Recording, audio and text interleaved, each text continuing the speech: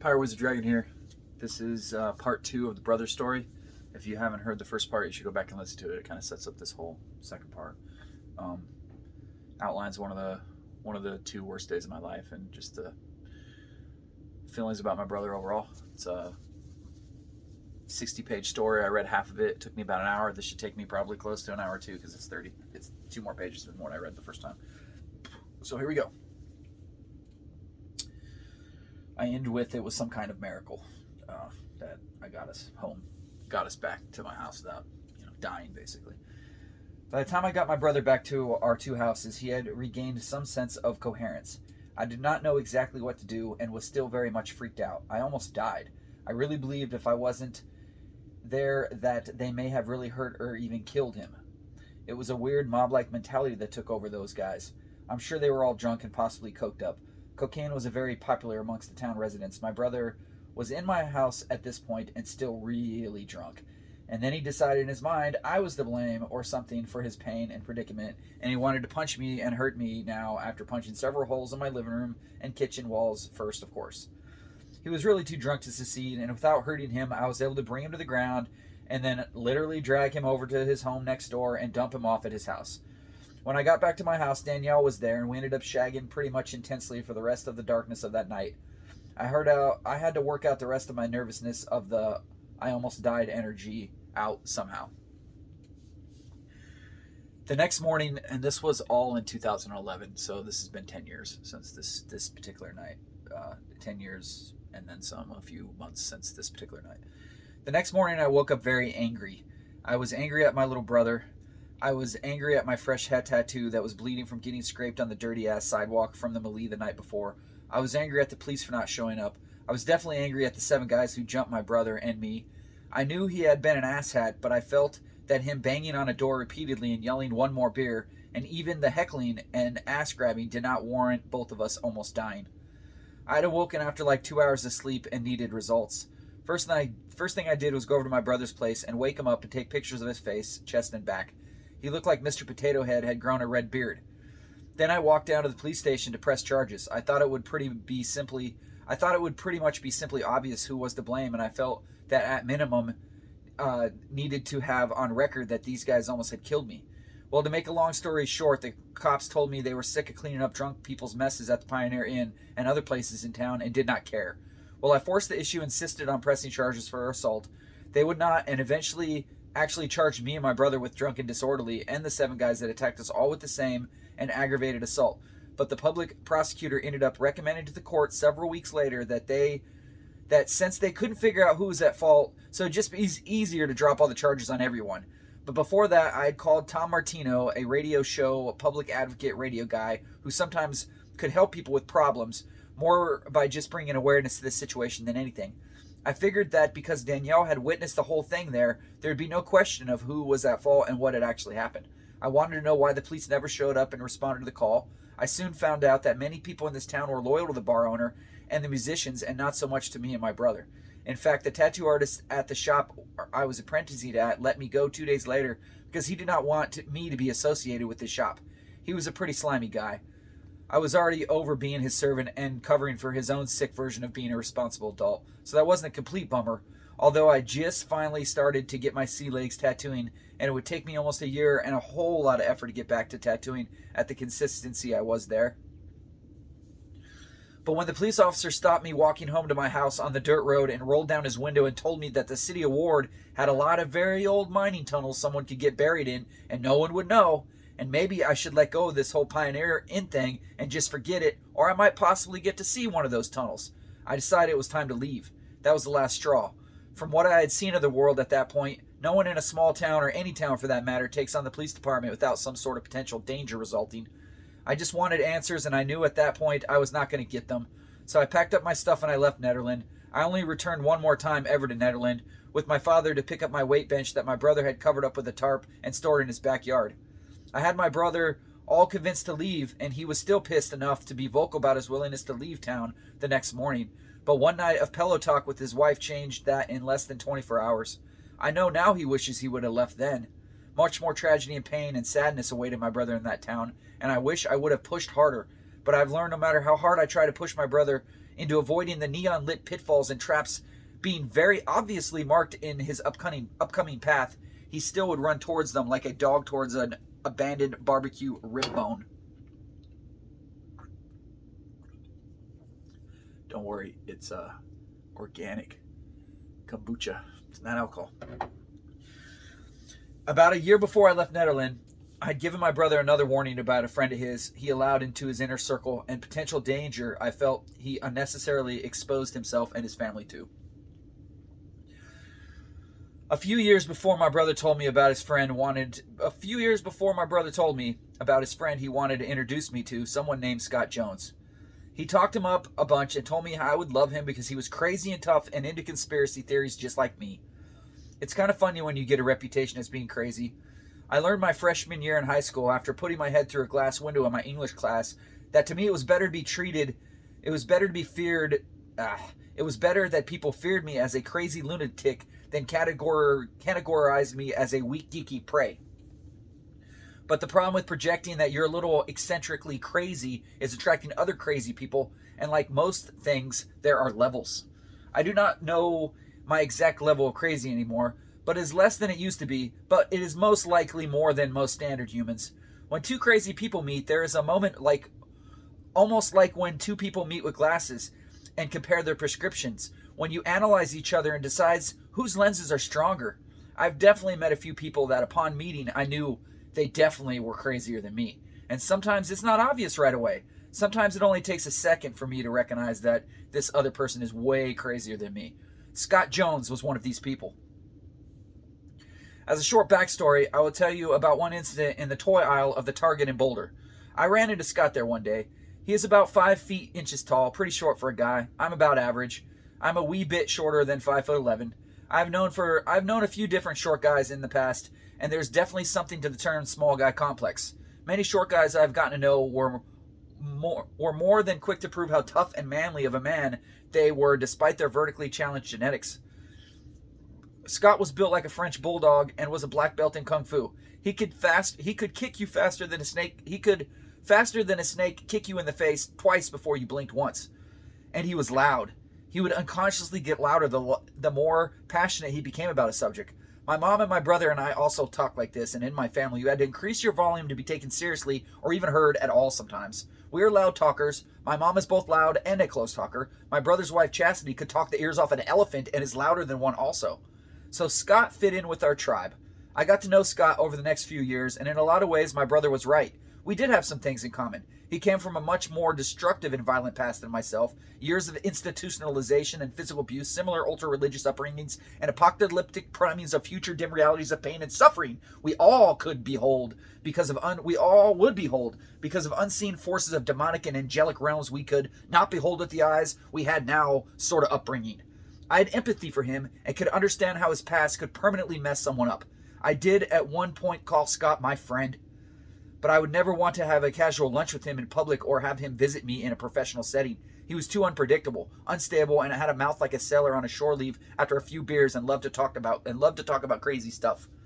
There I was in Target checking out the action figure aisle. I used to be a pretty big toy collector. I'm not as much anymore, but I dabble still here and there. I have to find a metaphoric raid that could completely kill. I've yet to find a metaphoric raid that could completely kill the collecting bug. Scott entered the aisle and we recognized each other and started talking. I do not remember exactly how the subject turned to government, but it always did with him at some point. He got incredibly angry quickly. This was not uncommon with him, but usually the setting I was used to was up in the mountains in front of my brother's house, not in the uppity Target full of easily scared, privileged, affluent people of Boulder County. He started screaming that when the cops came to enforce their authoritarian ultimatum of crooked government that he would not let them kidnap his daughter and sell them into whoredom. He was almost screaming at this point. When the cops came, he would kill every last one of the fuckers without any remorse and enjoy it. I tried to strategically remove myself by making some excuse of prior obligations. We were in the toy aisle after all. Scott definitely would have been part of the insurrection on the Capitol last year if he was a free man. He was covered with conflicting tattoos of religion and satanic symbols. I do not believe tattoos are always indicators of who someone is.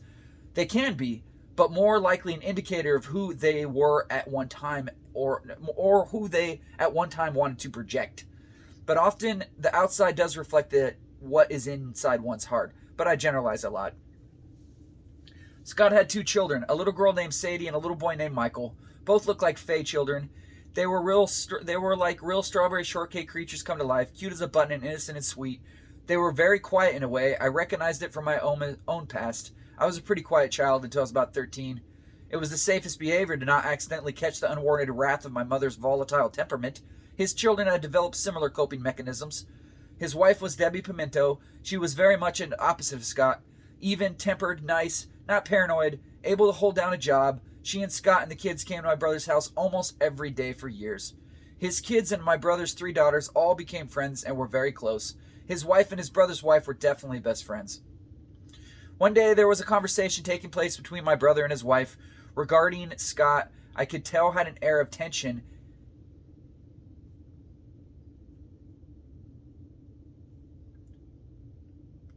and an element of hyper worry surrounding it. It took a little effort, but I was able to get a hold of my brother that Debbie had called my wife crying about how Scott had held a gun to her head the night before and threatened to kill her if she ever left. I immediately had a gut instinctive premonition and told my brother he needed to cut ties with Scott and report the incident to the authorities. My brother insisted I was blowing it all out of proportion and Scott would not actually do any harm. I was not convinced. I had several conversations with Scott about his wife. He had said out loud to me and my brother and many others over the years that if his wife left him, he would kill her, that he wasn't afraid of prison. He repeated the mantra rhyme, 3 hots and a cot. That's all I'll get. That's the worst I'll get if I kill someone. 3 hots and a cot. He used to say it all the fucking time. 3 hots and a cot. That's all I got to worry about.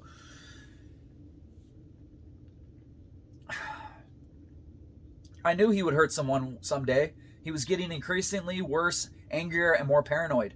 I told my brother in my logic that if he would hold a gun to his wife's head, then in my mind he could hurt any one of us, for we technically were probably held in a lesser regard than his wife. I told him he should not have his kids or anyone for that matter around him anymore. But I was not listened to. I've never purposely hung out with Scott after that. I did not trust him. It's weird because even though Scott turned out to be exactly what I thought, I still had and have empathy for him. He tried to tell anyone who listened that he was afraid he would do what he was afraid he would do, and no one listened. I should have done more. But all I really did was remove myself from his presence. The only other time I saw him was years later. He showed up to trick or treat with my brother for Halloween one year down in Boulder. I had explicitly told my brother in no clear or unmistakable words I never wanted to be around Scott no matter what, but he still declined to mention he was bringing the Jones family with him to trick or treat. People from the mountains with kids would come to the more affluent neighborhoods of Boulder to trick or treat so they could get the good stuff. I don't use it as a total excuse, but oftentimes I did not report things to proper authorities because of the treatment I knew and scorn of inspection I would endure as a self-made freak of sorts.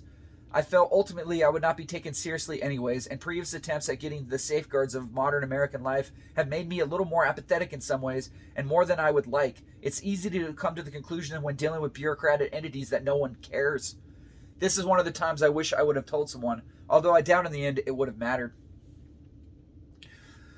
I was working for a spell at Natural Grocers in Longmont as, believe it or not, the dairy manager when I got the call. It was one of my hopefully last attempts at having a real job, whatever that means. It actually wasn't.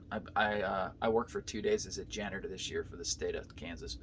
That'll be farther down in my story. My brother's wife's oldest daughter, Brianna, not for my brother, she had already had a child when she met my brother, called me at work.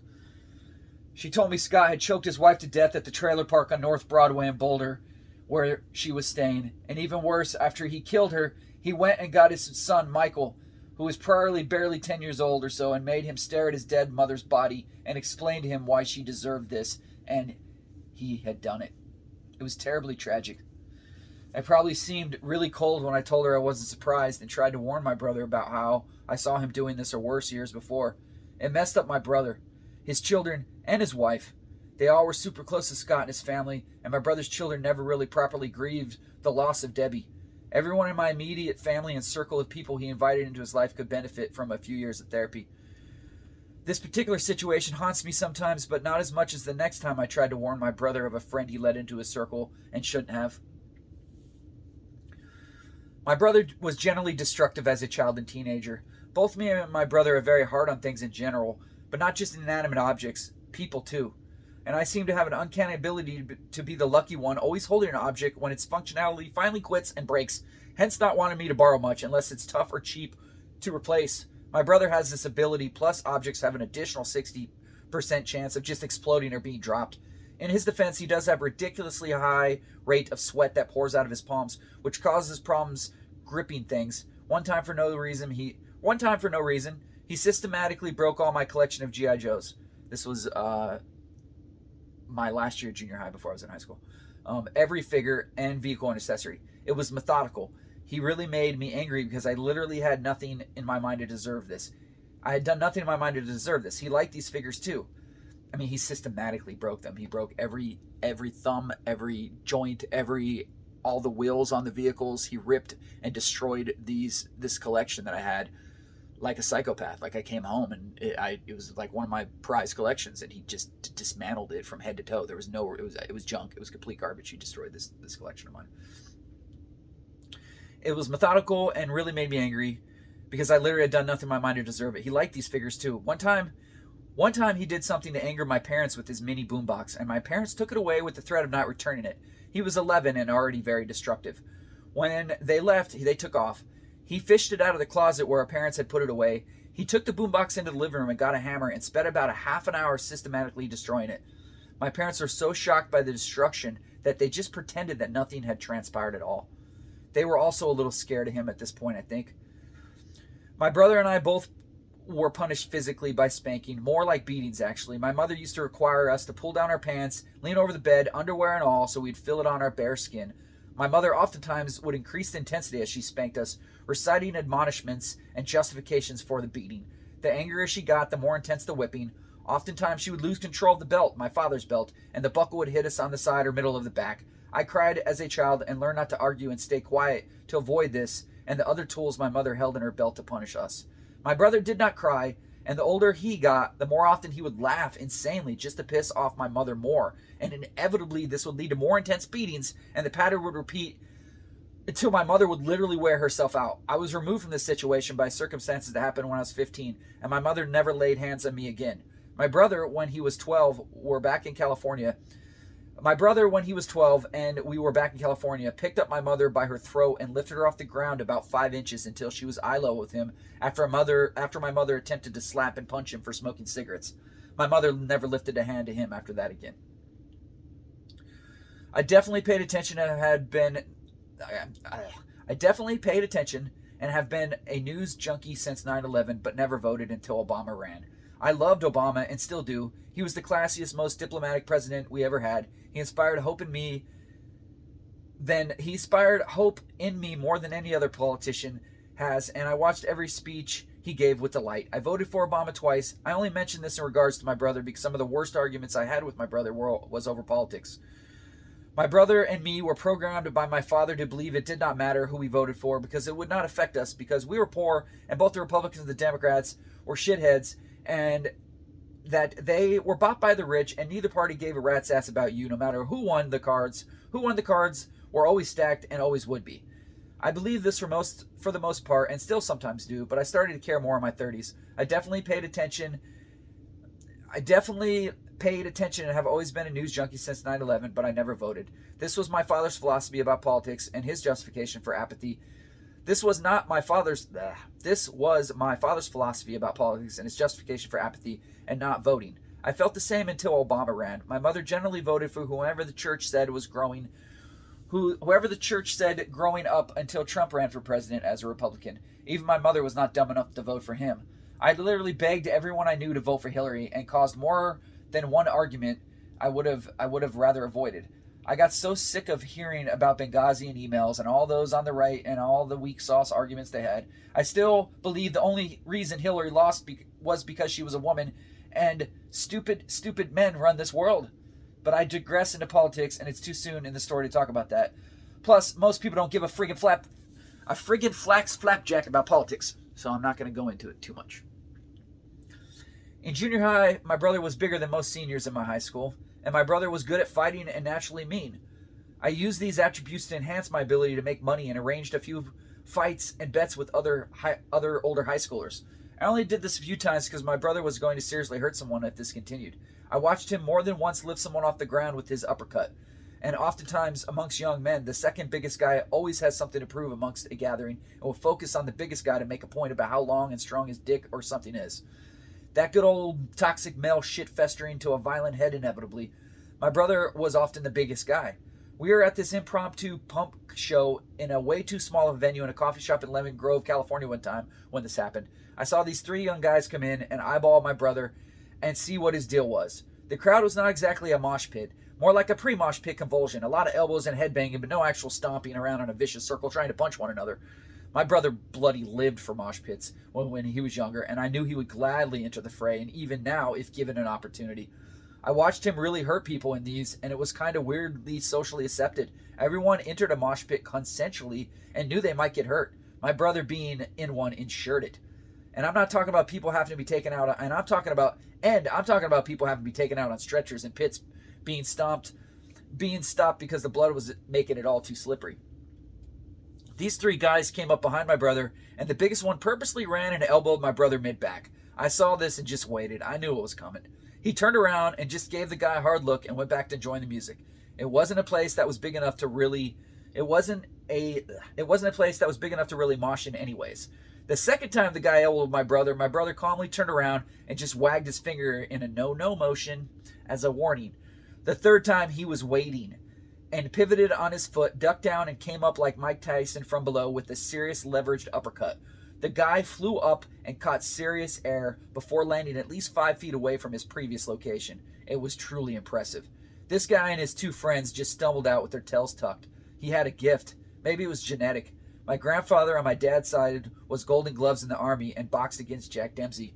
Jack Dempsey, he also did 25 years in penitentiary for robbing a bank. The saddest thing my intuition has ever made me have been in regards to my brother is connection to his children.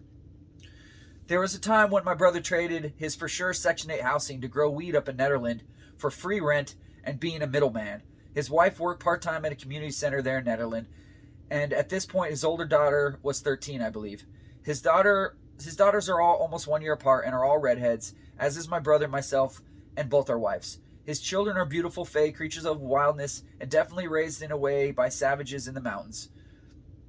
I was no longer a big influence on my nieces like when I lived next to him up in the mountains, but I still kept an eye from afar, monitoring the social media sites and his wife's Facebook page just to see how they were growing up.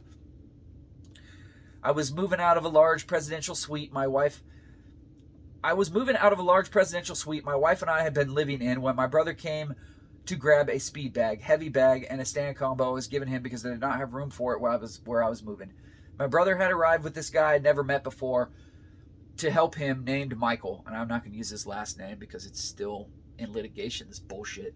This guy's still fucking out of jail right now after not doing barely any time, and he's out on I don't even know what the story is. I don't even want to look. It makes me so angry. I only met him once, but it was enough for my intuition to send me a few different red flags. If anything, this whole story is just telling you to listen to your intuition. The times I didn't is when I've suffered the most. I only met him once, but it was enough for my intuition to send me a few different red flags.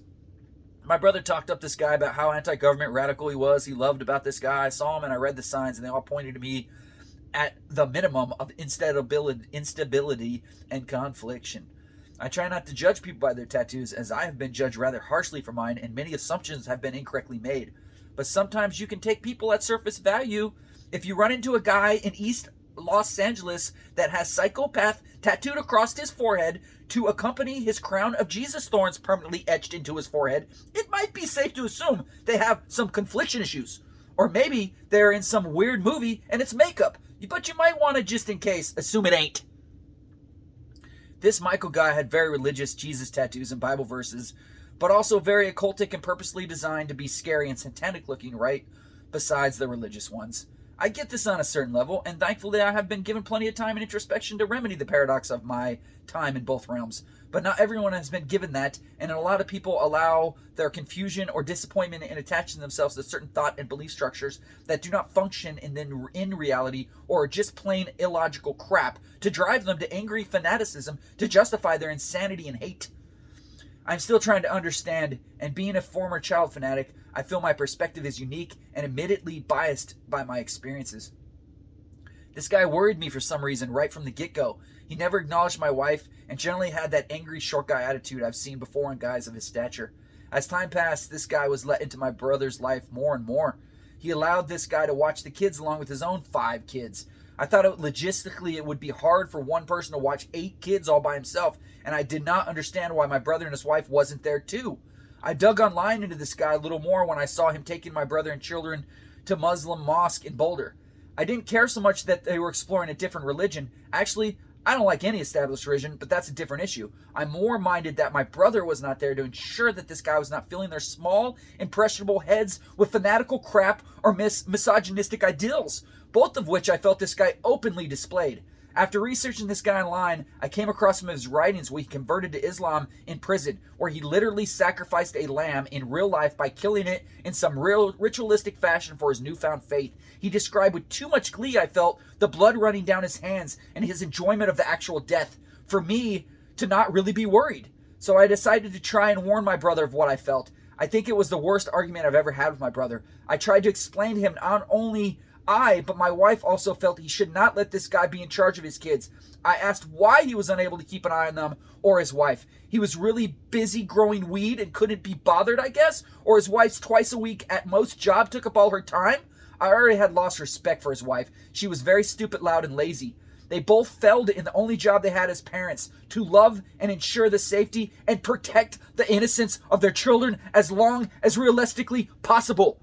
That's the only job you have as a parent, is to protect the innocence of your children as long as possible. They're going to lose their innocence, but the only fucking thing you have to do as an adult, as a parent, is to protect your children's innocence. That's it. That's all you got to fucking do. If you can't do that, you failed. As long as possible. I know it's inevitable they're going to lose their innocence like the internet, but protect it as long as possible. Do your job. I don't even have kids and I recognize that. Everybody interprets love a different way, but we all know when somebody's lost their innocence, what it does to you at a young age. It fucks you up. It fucked me up. It's fucked up a lot of people. So what we should do as adults and parents when we bring children into this world is protect their innocence. That's it. That's all you got to do. It's your first job. If you can't do that, you fail. In my book, in my unhumble, biased fucking book, that's all my brother's job was. At one point, I was so angry I told him maybe the authorities should be involved because not only was this situation with this guy, but other things pointed to my nieces being neglected, including lack of proper fitted clothing and them having to fend for themselves the majority of the time for meals. But I guarantee my brother and his wife smoked a pack a day of cigarettes and smoked an ounce minimum of weed a week, or a month or whatever, Not even going to factor in the alcohol. But children's underwear is so expensive. And at this point in the conversation, my brother threatened to come down from the mountain and kill me with a bullet from his .30-06 rifle with a scope from a rooftop if I reported anything to protective services. My little brother basically said if I reported his children, which I had already done years before, I'd reported my brother's children a couple times to protective services. They don't do shit. They don't care. I had a protective service guy one time. I'm getting on a tangent. They don't fucking care. I'm getting worked up here. Sorry, it's even hard for me not to get emotional with this stuff. Because if I was going to do anything that resulted in him being separated from his daughters, then I was the enemy and death of me was justifiable. This was him. This was his argument. This argument went on for almost 2 hours. And in the end, all I tried to get from him, all I wanted from him, was him to promise me that he or his wife would at least be present when this guy was with his children. I begged, I pleaded, and I threatened. I tried every trick I could to persuade my brother to see it from all perspectives, from my perspective. And nothing worked, and we ended the call both very angry. I was heartbroken and saddened. I did not expect to have my brother threaten to assassinate me because I was attempting to warn him of avoidable pain for many to come. I tried to call my parents and see if they would help in convincing my brother of the dangers of leaving this person in charge of his kids. This was also futile, and even though my parents agreed with me, especially my mother, She saw and felt the same about this Michael guy, too. But in the end, all I got was, they ain't your children, and you can't tell them how to raise them. You know, if you do not have kids, you cannot possibly know anything about what is good or bad for kids, of course. I did not talk to my family for at least 6 months after that. I think it was longer for my brother. I once again regained my title of being the black sheep of the Lamb family. I did not allow myself completely to forgive my brother for threatening to kill me or not even considering my perspective. Time passed, and this guy ended up molesting his daughters and his own daughters too. He molested my brother's daughters and his own. This was charged for it. The signs were all there. My brother's oldest daughter visibly removed herself from everyone and mostly just read books in corners at gatherings. It was obvious what was going on. He still has not been gone to trial for it and is out on bail. It messed up my family. Between this and Debbie's murder, my brother's kids were damaged. Debbie was Scott's wife. He choked her to death. That's what I wrote about just before this. My brother's kids were taken away after the suicide attempt from his youngest daughter. His oldest daughter has been put on a 72-hour hold in a mental institution shortly before this, also for a suicide attempt. There are definite times when seeing things clearly and foresight are not always a gift. I think my brother has always been angry at himself for trusting this guy with his daughters and not heeding my warnings. I really think it may be the underlying reason for his anger at me in our last meeting. It's easier to hate and want to punch my face into goo than accept the fact that your selfishness and ego would not allow you to listen to your older brothers, whose track record has definitely showed you he can see the shit before it hits the fan, often enough to avoid the shit show of rain that will spray everyone if not avoided. I am still bitter about this and wish I would have done more, but no one cared. I had called Child Protective Services before on my brother for the drug use and drinking around the kids and general commune-like environment that he subjected his kids to. It was not safe, oftentimes for his kids, because of how my brother and his wife operated.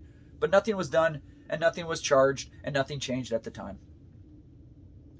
I've been working on the story about my brother for almost a few weeks now, and it's not been easy. And this morning, a wall of depression and sadness hit me. I wish I could do a Vulcan mind melt with my brother so he could see the depth of emotion and love I felt for him at one time. And as much as I have not tried to let everything that has transpired taint my feelings, they have. I still do not understand. I mean, on a certain level I do. He is broken. My parents broke us. I am broken. I have attempted self-repair. It was futile. Sometimes the therapy I had helped me realize I was not totally be blamed for my actions. I was doing the best I could to get the things I needed and thought I needed to feel right. I can also apply this logic to both my brother and my parents. I know in the end, I can logically find the reason to explain the rejection, pain, humiliation, and sadness my brother and family has caused me. But my emotions and brain also make me bitter with hate and anger for everything too. My family, especially my brother and father, have had this almost psychopathic ability to just turn people off or turn them into enemies. I inherited this ability somewhat. It's someone really hurts or offends me, and they're just a secondary character in my mind and my life. I figuratively bury them, and after a bit, I don't even remember their name. I also realized the last few years that everyone in my family has very little actual empathy, and in many ways, I was the opposite of this, and that is why I suffered so much growing up, and now when I deal with them, I suffer even more. Everyone in my family also always seems to have at least one active enemy that they can point to in their life and being the reason they are not succeeding or they are not succeeding in some way. And many times the enemy we would focus on was one another. Ain't love grand? My parents ultimately did not teach us the correct ways to love. And I'm not saying I know the correct way to love, most definitely not, but I damn well know the wrong ways.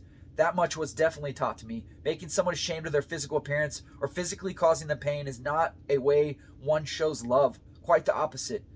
My brother and I were loved by our parents, that is true, but also hurt and abused, and sometimes one definitely outweighs the other. One of my younger memories in La Junta, Colorado, I was probably about seven years old, was pleading with tears in my eyes for my parents to stop calling me fish eyes because their words were hurting my feelings. It was some sort of pastime cruelty to make fun of someone almost all the time. My mother was especially mean with her words to anyone she perceived as overweight. My little brother in the 6th grade, when we lived in Tucson, was put on a Weight Watchers program for kids because my mother thought he was fat. He definitely grew out of it once he hit puberty, but before then my parents gave him grief for his weight. One of my dad's hobbies driving around was, and still is, just openly judging people on the streets or driving around. And not just passive observations, more like, would you look at that scumbag riding that crappy bike? He ain't got money for a car, but he's got enough money for cigarettes. What a tweaker loser. He should get a goddamn job like me and stop being a leech on society. Or worse, if they were overweight. My mother would go on and on about how she'd rather kill herself than look like that in person. Or if they were overweight, or if they were an overweight person, she would just plain say they should die.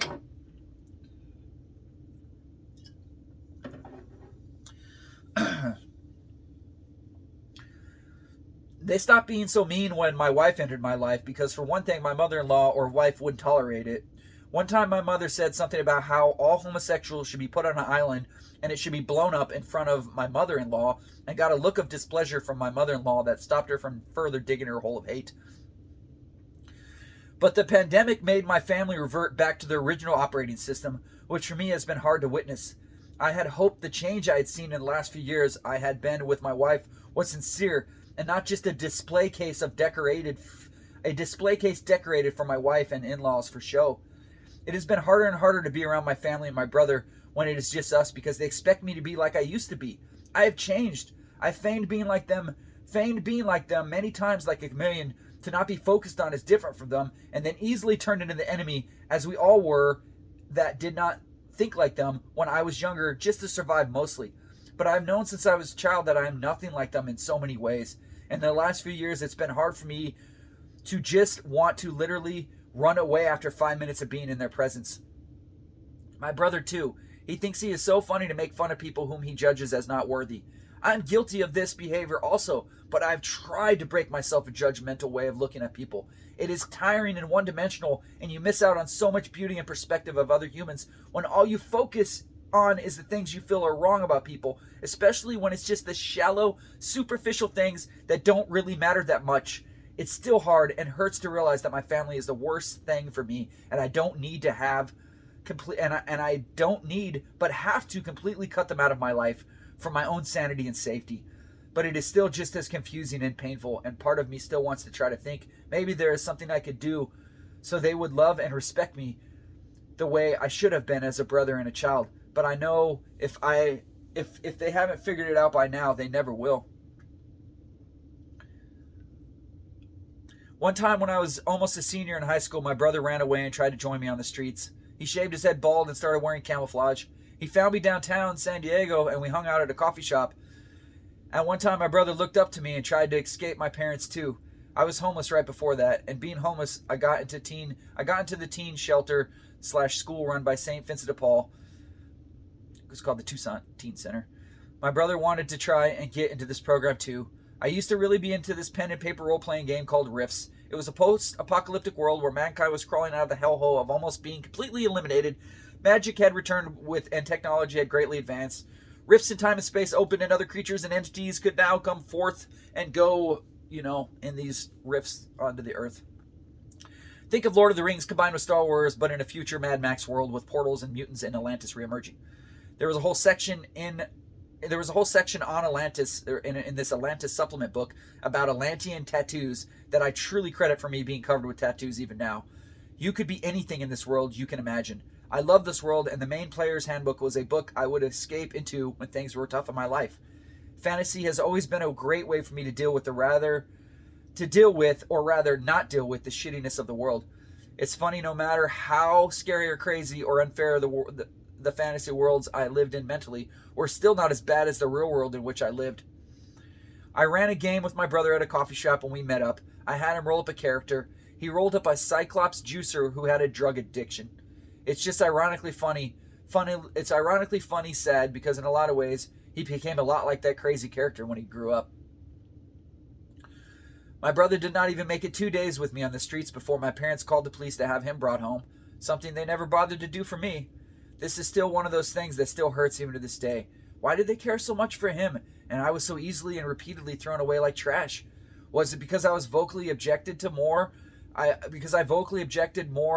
and was not so compliant with the religious bullshit?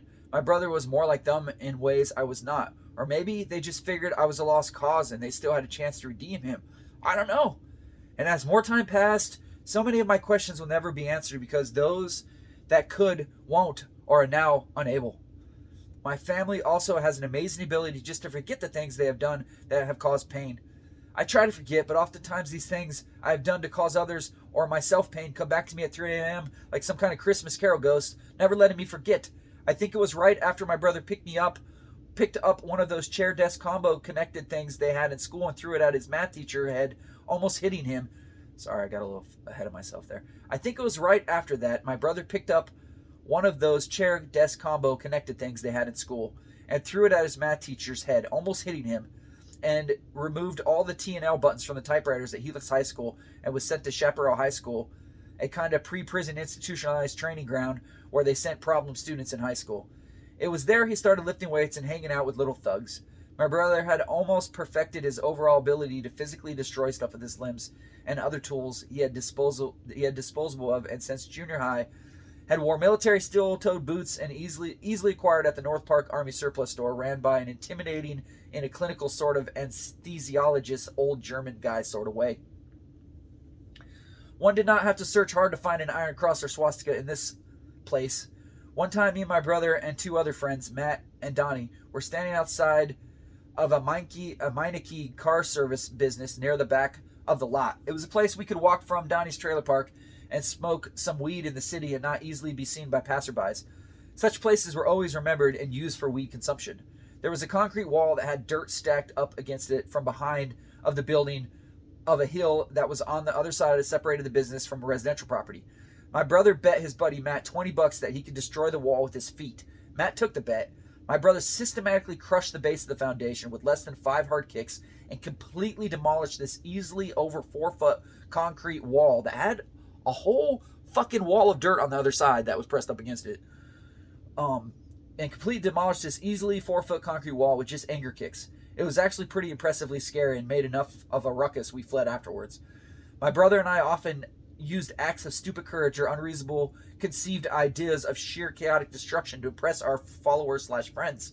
One time my brother drove his car in a portable light tower thing at a mall parking lot early in the morning when he was in high school. The light crashed through a parked car's front windshield. Oftentimes the destruction dominoed into bigger chaos. He had broken more than a few windows as a kid. One time he got in a lot of trouble for breaking a window of the front of this house that had a baby bed in front of it. Luckily the baby wasn't in it. He got beat for that one, and sometimes you can understand why my parents beat us. We often did deserve it. He had set fire to this huge field in high school when he was supposed to be helping with some church group thing. The fire marshal sweated him hard over that, and he said he just accidentally dropped a Zippo. But he confided in me it was intentional, and how when the fire was completely all he could see in front of him everywhere, he looked how scared but excited it all was. I have many other crazy stories about my brother, but I think you get the picture. One of the weird ways I may have indirectly saved my brother's life was telling him how more than a few times when I was homeless I would sneak into churches or at least sleep on the property because most churches were only busy a couple times a week, and I found a high rate of them that forgot to lock their doors. One time he and his older painter buddy, I hit a button, sorry. Oh, here we go. One time he and this old painter he was working for had drank a stupid amount of liquor in a small Colorado town called Louisville, and then attempted to drive home to the mountains afterwards. My brother hit a phone pole, and his old painter boss went through the front windshield of my brother's truck and ended up in a coma. My brother fled the scene because he knew he was in big trouble. This also happened during a winter storm, and the weather was scheduled to drop well below zero. My family got the call that he was in an accident. His boss was in a coma, and the police informed us he had fled the scene, and because of the weather and the blood at the scene, they were concerned. They also wanted us, of course, to contact him if he made any contact. I cried and prayed that night and made the usual promises to God to make sure my brother lived and did not freeze to death. It was a long night and into the next morning before my brother finally reached out to my dad. He eventually convinced to turn himself in and was charged only with leaving the scene of an accident and reckless driving. He cannot be charged with the DUI because he had waited until later to turn himself in and just said he was disoriented and confused after hitting his head. He would have been charged with a lot worse if his boss had not come out of the coma 5 days later and did not want to press charges. He told me later that he was starting to think he was going to die that night, not from the accident, but from the cold. He told me he was getting so cold it became a weird, warm, sluggish feeling, and all he wanted to do was just lie down and go to sleep. He had been wandering around in a fairly sparse suburb outskirts where the accident happened. He said he was almost seconds away from some coming when a voice just telling him to lay down when he saw the lit up cross on top of a church and remembered the stories I had told him. He made it to the set of stairs that led to the lower level, and luckily the door that entered into the basement was not locked. He went into the unoccupied apartment basement, and that was not actually part of the church, just connected. It was rented by two young guys who were not there that night, but returned the next morning and saw how bad a shape my brother in it was, actually just helped him out. The last time I saw my brother, hopefully, I went to see my parents to stay a couple nights before I was supposed to go down to Alamos, Colorado, and check out a retail place I was considering at the time for renting to start a tattoo shop. I'm almost done. I know this is long.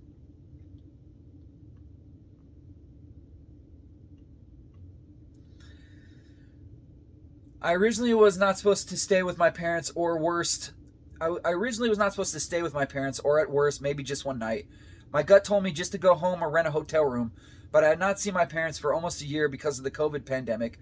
I saw my mother once early in 2020, and my wife, and my mom gave us all kinds of crap for wearing masks. She spent about the first half an hour just tisk-tisking us both, with her body almost completely not facing us, like back to us, like literally tisk-tisking us like a fucking librarian.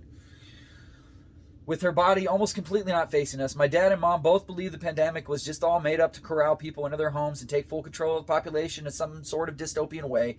My dad refused in the beginning to wear a mask at all at places it was required. As the pandemic went on, he buckled a little just so he could go into places like Home Depot. My brother played pool in bars weekly where she was. She told me that at the beginning of the night, everyone was wearing a mask, but after a few hours, no one cared. She also flew in a plane to San Diego to try to help Dorothy, her foster sister from childhood, get organized. My dad went out probably almost every day. They were elderly. My dad is 74, my mom is 66. When I wrote this, and I think my dad's a year older now.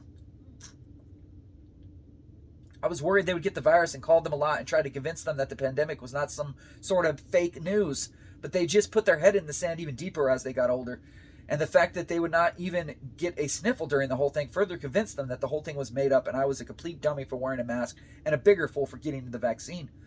But despite that, I always tried to share the facts I had discerned the facts as I had discerned them. I had the second dose of Pfizer vaccine a good 3 weeks before I decided to visit them and stay a few days before I went to Alamosa.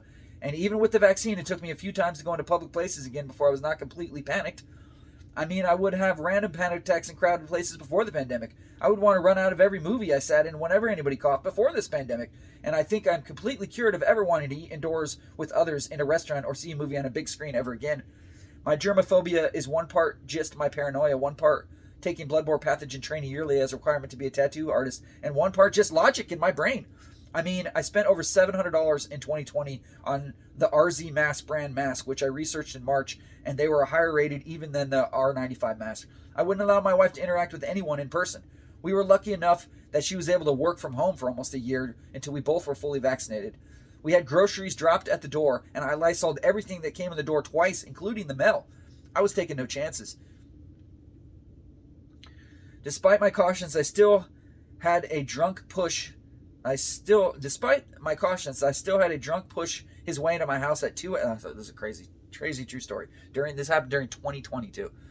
Despite my cautions, I still had a drunk push his way into my house at 2 a.m. in the morning and spitifully demand I give him a ride home, which led to me to purchase 4-camera, full-color HD security systems that pretty much see all the way around my house and lets me know if somebody's on my property. I had this guy break into my home. I thought he was like somebody that was hurt, and he pushed his way, and I had to call the police, and it was this whole fucking drama. And in the end, the cops sweated me, of course. Didn't sweat the motherfucker that broke into my home, pushed his way into my living room during the pandemic and spit on my face. No, the Kansas fucking cops sweated me because I looked like a freak. They came to my house and gave me a hard time and demanded that I get my ID and hold it up to the fucking door so they can read it. Fuck the police. Anyways, I'm getting emotional because I think about these stories and they're just a lot of injustices and bullshit, and it makes me angry.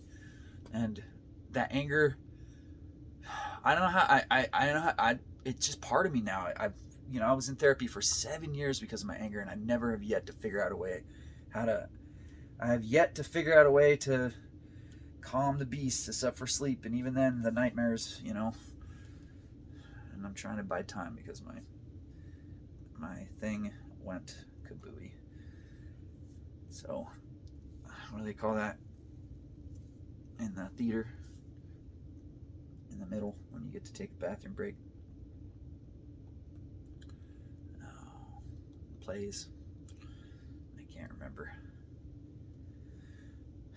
But I don't want to start this video over. I am too invested in it.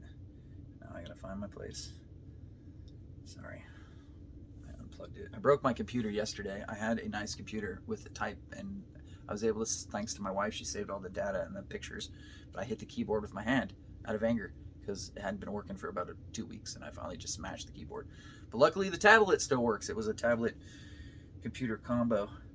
So that's another example about anger and how anger leads to poor decisions, and then things get broken. Sometimes people. Here we go. Found my place again.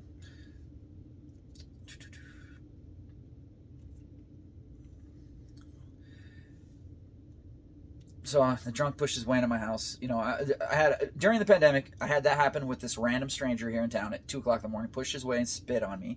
I had to get a filling with 2 cavities fixed, and that in itself is a story I won't go into. You will not believe the story of me having to get a tooth yanked here in Kansas. It's unbelievable. It doesn't connect to my brother, but I definitely have written it out somewhere else.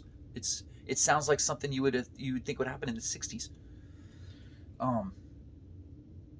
Had an ER visit for abdominal pain that turned out to just be constipation, but it felt like death. And I had nodular melanoma, cancer diagnosed, and surgery all during 2020. Several hospital visits for that. So sometimes no matter how much we try to avoid certain things, the universe will force us to face our fears. Unlike my family, I took the pandemic seriously. My brother told me he had used the same mask for all of 2020. He's generally a pretty gross human. Even as a child, his hygiene was subpar, and his room reeked of feet usually. He sent me a picture when he finally had all his teeth addressed after years of neglect that still haunts me, after they yanked out almost all his teeth because he did not find time to brush them. Plus the drugs and the drinking and general poor health had destroyed them. He sent me this picture with pride because he thought it was funny. To me, it was super sad because my brother had perfectly straight teeth that look great. His upper teeth are straight, but my upper teeth are straight, but my bottom teeth are monstrous. So I always envied his teeth a little when we were younger. The dentist suggested my parents get braces for me when I was in junior high, but the cost was ridiculous. According to my mother, it would not even been considered. I was lucky if I saw a dentist every 5 years as a kid. I apologize for the mess of details and background for this to make sense. I'm writing this more for myself than anyone. I desperately want to understand why. I know I won't really ever understand. There are diseases that doctors can't treat, especially if the patient doesn't acknowledge that they are sick. I'm trying to make sense out of things that have no rhyme or reason. My family and my past are all summed up by a chaos of weird luck and survival, despite the world seemingly trying to exterminate our bloodline with a laser-faded purpose. But somehow we all keep going. Sometimes they think there is a God, and he's the devil, and he loves screwing with me and those who are genetically close to me. But that's just my ego trying to make sense out of this unsensibility. It's more like some kind of chaos and the universe having to balance out our really short spurts of good luck with long drawn-out times of rolling snake eyes. So I should have listened to my gut. Something told me just to go home after trying to help my friend Brandon pack up his house. I was helping my buddy Brandon with his toys. He was moving out of his house. But I thought I could salvage the trip.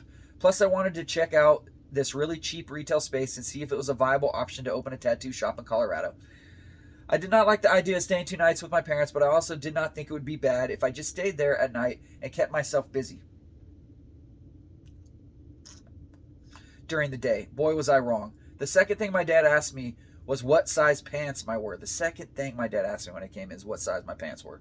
It was an ongoing thing with my dad. If my waist was bigger than what he was wearing, then I had obviously let myself go. Let's not take into consideration I had barely fully recovered from surgery where they took out multiple lymph nodes in my upper inner thighs, or that I've been locked in a house for the better part of a year trying to avoid coronavirus death. I told him I was wearing a size 40. My mother butted in, of course, and said that just because I married a fat girl doesn't mean I had to get fat. Like, damn, I had not even put down my bag and got 2 gut shots about how I was fat and my wife was fat. But I just ignored it and tried not to let it get to me. But my mother's love is like an angry porcupine or a bush full of thistles. You can only ignore it So much as you wade closer, it gets more painful. I made it through the first night without too much difficulty. My mom only turned down the volume once when a couple of the same sex embraced and kissed. She always turned down the volume when this sort of thing happened and would say and make disgusted sounds like turning down the volume made it not exist. Kind of like locking us in a room for days on end when we did not do what they wanted as children. I always joy reminded her how many of her favorite songs were written and performed by gay people like Queen, whom she loved. This really got her going. It was just a weird night in general and evident to me how little they actually knew me. My mother put on a movie she insisted I would like that turned out to be a horror movie about 5 people escaping from some deadly escape room being run by a time-traveling ghost. I asked at least twice if it was a horror movie and was told, oh, no, it's not a horror movie. But it was, and when the one lady had a giant spike pushed completely through her eyeball and out the back of her head, I was like, no, Mom, this is a horror movie. It was kind of a weird phenomena. My parents, once they completely threw off the shackles of religion, became more prone to all the stuff they said was once bad, like horror movies and cursing. It's really weird growing up and hearing your mother make up words like son of a biscuit eater and frickin' to as an adult hearing your elderly mother drop the F-bomb like a 20-year-old. I'm not into graphically brutal horror movies. I don't mind seeing people getting shot, but torture or parts being sawed off, gristle, I cannot take. I did not make it through The House of a Thousand Corpses, vowed never to watch a Rob Zombie film after that one in particular. Horror movies infect my dreams like Freddy Krueger scenes, and I'm just living in them, terrified of my dreams, running and screaming and dying. It's so weird to watch a horror movie with my parents and listen to them cackle like psychopaths at all the wrong times. The next day, I just went to Boulder and wandered around. I love Boulder, Colorado. I lived there for almost 4 years in my early 30s, and if I was rich, I would buy a 3-bedroom house in the foothills, but I don't have $2 million, and that's why I bought a house here in Kansas. I made it through the second day and night before things turned bad. The next morning of the second day at my parents' house, I was not so lucky. My parents had a spare room with an extra bed, but because no one stayed with them for a while, they figured no one ever would again. So they got rid of the extra bed, and the spare room was a giant room for the cat, Pan, and they're a very, very, very large black cat. I mean, this cat is the size, it's like disgustingly fat. This black cat, it's going to die. It's probably dead already. It's just so fat. It was the size of like a German Shepherd, and I'm not even exaggerating. I couldn't even pick it up. It's like 45 pounds or something. The reason I mention this is things may have been different if I had worked out differently, if I was allowed to sleep in their spare bedroom. As an adult, I've developed a very, very particular morning and night ritual that is not well suited anymore for sleeping on couches and such. I'm not a morning person. Sometimes I am not an afternoon or night person. Just depends on my mood. But I was awakened way too early, and I was not grumpy or anything at first, just not ready to deal with my mother's crap. I tried to introduce my mother to a band I discovered in 2020 called Mother Mother. They have this song called It's Alright. It's Alright. And I fell in love with it. It was my mantra.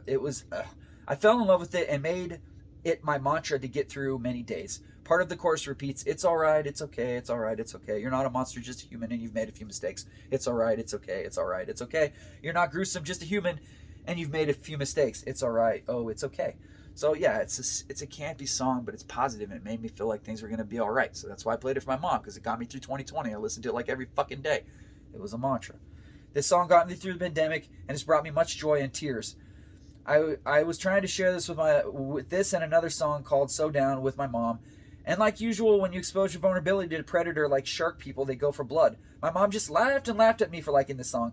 She said, I guess we should just play the song for you when you're having a tough time, eh? And then proceeded to mock the song. I finally started to reach my limit of my mother. Ironically, playing Mother Mother for my mother. Whenever I would go to visit my mom with my wife years before, I would have a story already worked out before we arrived so we could excuse ourselves after a half hour or so. Mainly because the stress of being around my mother and her very loud, interrogating, mean energy would sometimes take me weeks to recover from, and I'm not exaggerating even a little. And it was not even 7:30 yet. I had talked to my mother the previous night about getting the vaccine, whether she would consider it. My mother had just got through, right before this pandemic, of over a year process of breast cancer and different procedures and surgeries, and had beat it. She said she did not trust the healthcare system and parroted some of the conspiracies about them and wanted to kill everyone with the vaccine. I asked her if she felt that way about all the doctors and nurses who helped her with her cancer. I had felt that she was actually considering it once I tried to explain that if she got the COVID, it could be a bad thing, even worse than any of the rare side effects from the vaccine. I also asked her if any of the other people she played pool with twice a week had gotten the vaccine and were older, and she said yes. She said yes, almost all of them were older and got the vaccine and were fine. She started to see my point and she said she would consider it after the weekend that was coming up. One of my biggest problems with my family is lack of communication and assumptions. My father informed me my brother was coming over and we all would go to Santa Fe Grill for breakfast. I was like, hold up a tick.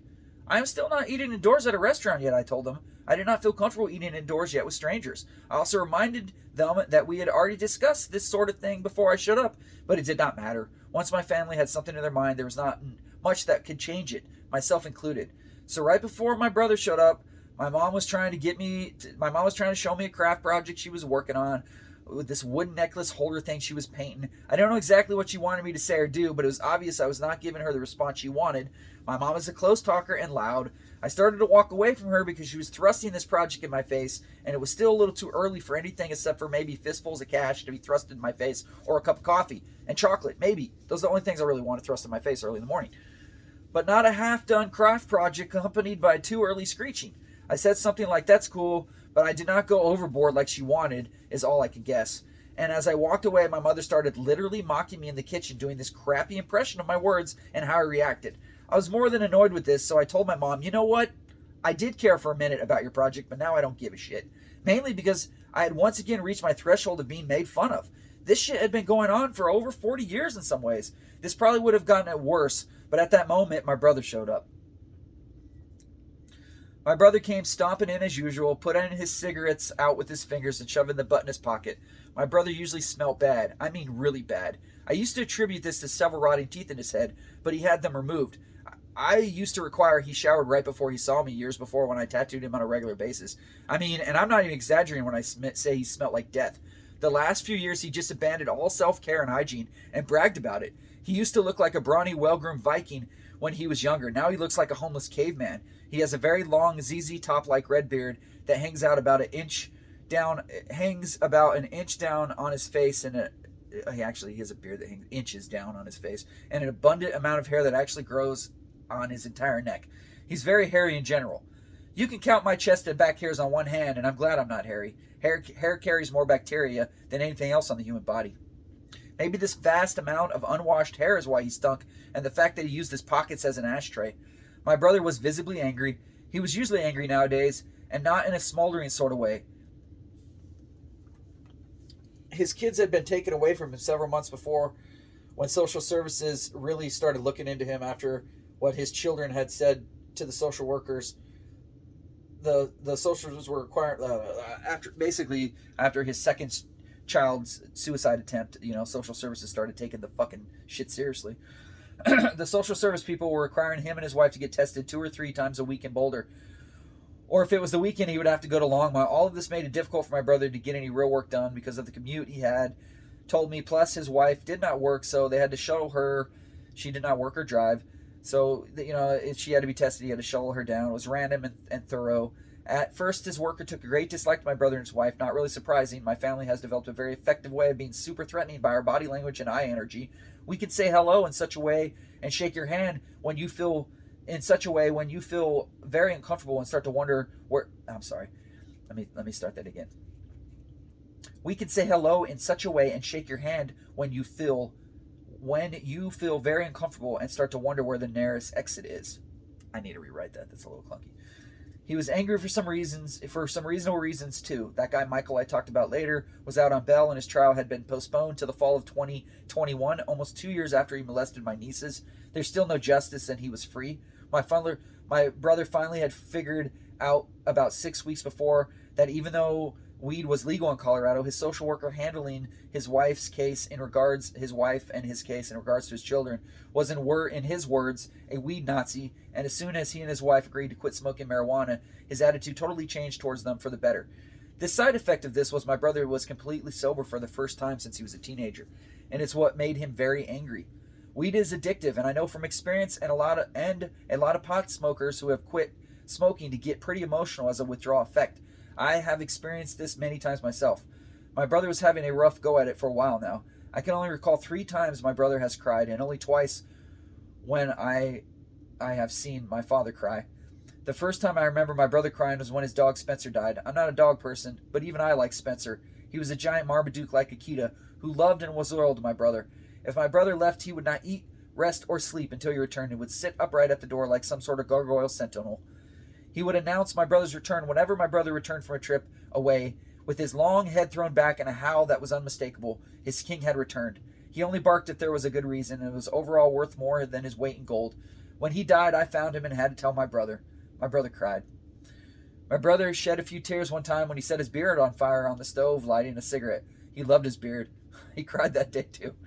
He also was in tears a few weeks before all of this on the phone with me from all the stress of the past year. We had just started talking again when the pandemic hit. We had not talked really much before after threatening me with his rifle for a long time, so he was angry and huffing and puffing. He wasn't aware that I was not willing to go inside a restaurant and was annoyed we were not going to go to Santa Fe Grill.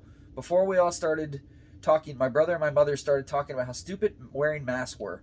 I jumped in and said I wore a mask and did not think it was stupid. My brother had attained a degree in environmental ecology, and I could not believe how stupid he sounded. But I figured out a few weeks before, when he tried to convince me that Biden was just as bad as Trump, that his only source of information of the past year was a Russian television station he was watching on YouTube, something he was pretty much had allowed himself to be systematically brainwashed, and then, like the virus that they could not believe was real, spread to those most vulnerable and closest to my parents. There wasn't much I could do. I tried to defend mask wearing with logic and facts, like, from the CDC, but that was futile. My brother got very angry when I started to say wearing a mask was the best way not to catch it. He was telling me that COVID could be present on living surfaces, and so it was pointless to wear a mask when you could catch it from cardboard. I told him you couldn't catch it from stuff lying around. At this point, his voice got louder, my voice got louder. We have this amazing ability to hear less the louder we talk. I recognized this and was all leading and was trying to figure out how to get out of this. My brother was so angry that he screamed at me, well, how about I go find someone with COVID and have them cough a loogie on some cardboard and you lick it then? How about that, huh? Forcefully yelling at me. I said the chances of catching COVID from surfaces were pretty slim from what I had read, and I wasn't trying to say that COVID couldn't live on surfaces. It's just that most people, from what I read on the CDC's website, not conspiracy theorists ran on YouTube, was most people caught it from breathing someone else's spittle floating in the air. I also pointed out that his argument sounded a lot like what the first people did not know what the hell they were talking about had said about AIDS and catching it from toilet seats. My mom interjected at that point. She did not know AIDS and COVID were both viruses. At this point, we all were sitting, but I was starting to panic, so I got up and attempted to leave, removed myself from the conversation. It did not even cross my mind that my brother would be so amped up as to mistake my attempt to want to fight. He was sitting on the couch, and on his left was the exit to the backyard where my van was parked. I moved towards the door, not raising my arms or in my mind displaying any sort of body language I thought was aggressive. My brother shot up with his hands in front of his face and yelled, "What's up, motherfucker? You want to fight me? You think I'm stupid?" I immediately took a step back and in an exacerbated voice said, "No, I'm just trying to get away from you and go out the door so I can leave." I've always been shocked many times when my words resulted in someone wanting to hurt me physically. I love to debate and generally consider it like a game. I have won the second the person or people I'm debating arguing with turn away from logic and facts to personally attack or worse, resort to physical displays of inferior ways of proving their point. He stepped about 2 feet away from me with his fist still clenched up and raised and said, "I dare you. You said try it. I'll dare you. Let's go, fucker." I looked at my parents, my mom just sitting there like a dumb look on her face, and my dad not even stopped cooking the breakfast in the kitchen. I was more than scared, and at this point I was angry. I yelled at him to get away from me. He did not, and kept moving warm-up motions like he was getting ready to lay me out. I pretty much screamed at my father to get him away from me or I was going to call the police. Then begrudgingly my father put down a spatula, got between me and my brother Travis, and asked my brother to just go outside. They all went outside. At that moment, my mother was yelling at me that it was my fault because I'd woke up in a bad mood. It was all fucking ridiculous. I told her I did not want to hear it and I would just leave. My brother and my mother were yelling various insults at me from the outside. I was trying to quickly gather my stuff and leave. I was super frazzled and everybody was yelling. I started yelling, I just want to leave. I'll just leave. I don't have to put up with this shit. My brother called me a whiny bitch loudly from outside. I was repeating, "I'll just leave. I didn't have to come here. I don't have to stay with you. You're all fucking lucky I even talked to any of you all." My brother threw various verbal jabs. I think I called him a cocksucker. I always loved how particular curse word rolled off the tongue.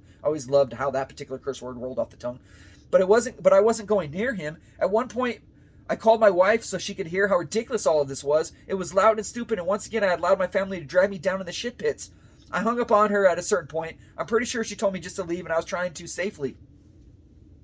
My brother had positioned himself in the backyard between the path to my van and to the door I had to go through to get to my van. He was still warming up and flexing like some kind of warm-up wrestling routine. He was using both middle fingers when he saw me pop my head out to see if it was safe to try to provoke me. I pretty much screamed at my dad to tell him to leave so I could pack up in my van and leave. My brother was still yelling curse words so loud that the neighbors yelled back an inquiry as to whether they should call the police, to which my brother responded, "You do what you got to do." I told my father if he did not leave, I was going to call the police. My father finally told my brother just to go, just go, just go. And he did. He finally did. He got in his truck and left. I couldn't pack up my van fast enough. I was so pissed and humiliated, and once again, all the feelings of rejection and pain from my family came back. Nothing like having your younger brother try to get in your fist fight with you because you're trying to convince your elderly parents to wear a mask or to get a vaccine to make you feel very small. I left and called my wife from Rogers Grove, where I went to walk and decompress. I drove home to Kansas, and even though I had 2 nights paid for at a hotel in Alamosa where I'd planned to possibly open a shop, I picked that area because my brother and father had acres of land down there, and I thought it'd be nice to have a situation for all of us. Plus, I still wanted, before all of this, to forgive and forget and still have them in my life. This was the second time my brother had directly interfered with my career and plans of tattooing professionally. In a lot of ways, my father did not do anything, but that was part of the problems and always was. He never stopped my mother from abusing us. So I guess I was lucky he did anything at all with this situation. I think it was the police being called that motivated him. That pretty much was his only rule growing up. He would often say, "I do not care what you do when you're not home. Just do not bring the police home." I drove 5.5 hours back to Kansas, befuddled and sad. I shed one tear and decided it would be my last in regards to my family, and the whole lot of them were not going to be allowed in person with me or my wife ever again. I doubt I will even attend their funerals. I've shed enough tears for them in this life. They have already deleted my accounts on their phone and contacts, and justified in their brains how I'm the crazy one and had it coming. When I got home, my wife showed me the text she got from my mother, shifting blame to me and my emotional reaction. It's been almost a month, and I guess I should not be impressed. And in some ways, I'm used to it, and the sting gets a little less sharp from familiar wounds. The scar tissue provides a little insulation, I guess. So I guess I should thank my brother. This whole situation made me think a lot about so much stuff that has happened to me in my life. The years of homelessness as a teenager and early adulthood. The 50-plus times I was institutionalized in my younger years in a 3-year period. All the pain and confusion and anger. And it made me realize there were some reoccurring themes in my life I need to write about. But first I need to write about my brother and tell him goodbye in a way. I loved you, but not anymore. I mean, I still care. I wish I could have been a better friend and brother. I tried, and I did so with nothing in my mind but sincerity and passion. I definitely made mistakes, but the level of love and trust I had for you is forever broken. I cannot say, besides my mother, I have loved and hated a human any more than you, my brother. And I know I have a goal of indifference. And now I want you to know I have a goal of indifference and apathy I wish to obtain with you when I hold your image in my mind. I'm not there yet because, like in the song Mother, Mother, it's all right. It's all right. It's okay. It's all right. It's okay. You're not a demon. There's a reason you behaved in that way. It's all right. It's okay. It's all right. It's okay. And I believe, yes, I believe that you will see a better day. I have empathy for you, brother, and I still love you. I hope you do have a better day. I just won't be around because if you don't change, someone will give you what you want. And I won't be around this time to save your ass when that mob comes looking for blood. Thanks for listening. This isn't a very emotional story for me to tell. It still hurts so much to know that my brother felt no more for me than to just want to beat the shit out of me because I was trying to convince my mom to get a vaccine or wear a mask. He just wanted to beat me to death. And he probably could have. He probably would have. Or I would have beat him to death. Or my dad would have involved. And my 7-year-old mom would have broke her hip. You know, who the fuck would have known if I would have got physical? What would have happened? I'm glad I left. It was hard. My brother really tried to get in a fight with me. He really wanted to fight me. It took... You know, I should have just went out the other door. At the time when stuff happens, I replayed in my head. I torture myself in my head. And I replay what I should have, could have, would have done. If I would have done this, I wouldn't have done that. If I wouldn't have done this, I wouldn't have done that. It doesn't matter sometimes. Like, my parents were determined not to fucking listen to what I was saying. That's why they wanted to go to the restaurant. I told them I didn't want to go. I told them I was still very paranoid of the virus. I still am now. You know, these right here, I'll show you. Those are up here on the wall. Those are all my, let's see if I get to that. Here we go, this way. Those are all my masks that I have lined up. All of those up near the top of the screen. Those are all my clean masks. I have 3 or 4 that are dirty that I recycle out the filters. I'm still super paranoid of this damn COVID bullshit. It's ruined my whole flow and energy in life for the last couple years, and I ain't the only one. And I guess I should be grateful I'm still alive. A lot of people didn't even live through it. But this is the end of part 2 of part 1 of my story. I had to get this one out of the way. I already have written another close to 50 pages. I have about 100 pages of this book, and I have tons of stories. And I've kind of got to where right before I hit puberty with my stories, and that's when, of course, my life got really interesting. 13 to now, my life's been dramatic, weird, and sad, and funny, and all that shit rolled into one. So if you really enjoyed this, please comment. If you listen to both parts, comment with the word fucking, I don't know, boogly boo or something, so I know you actually watch this to the end. Otherwise, I'm gonna believe, like they say, that nobody watches part 2s. Thanks for your couple hours of listening to my story. Sad but true, but thank you. Fire Wizard Dragon. Have a great day.